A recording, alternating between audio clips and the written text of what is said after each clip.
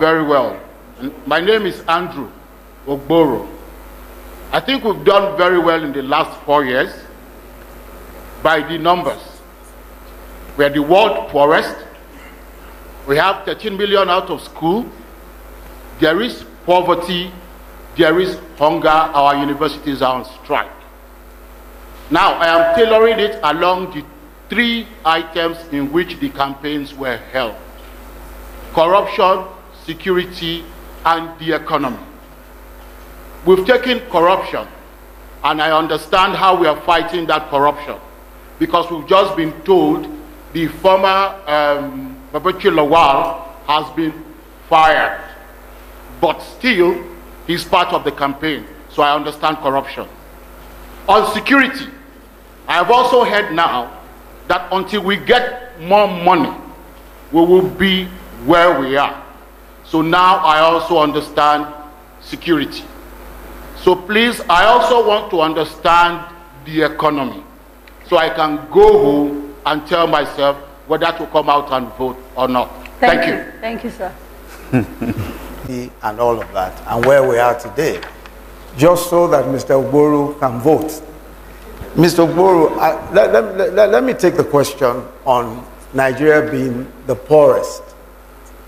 Now, if you look at the MBS figures, that's the Nigerian Bureau of Statistics figures, as of 2012, Nigeria had 112 million people in extreme poverty. 2012. If you look at the figures today, going by those same figures, they say about 86 million, but higher than India. Now let me explain, and let me put this in perspective. From 2010 to 2014, Nigeria earned the highest ever from oil revenues. In 4 years, Nigeria earned 383 billion. Yet, poverty figures went from about 82 million to 112 million in 2012, and the numbers continued. That's the reason why we had a poverty problem. Unfortunately, with the resources we had, poverty was not addressed. Poverty doesn't disappear overnight. When people are poor, they remain poor unless the government does something about it. Nothing was done, despite the highest revenues in our history. In 3 years of our own government, 3 years, 94 billion is what we made from oil revenues. Compare that to 383 billion. Oil at some point was 110 to 114, and we had poverty figures of 112. Now, what did we do from the point of view of the economy to alleviate poverty? We started the largest program for social investment in the history of this country. That's why we have the conditional cash transfers. We're giving the poorest people in our country today 5,000 naira every month.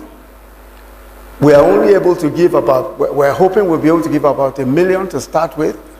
But in order to prevent stark poverty and malnutrition, we're doing our homegrown school feeding.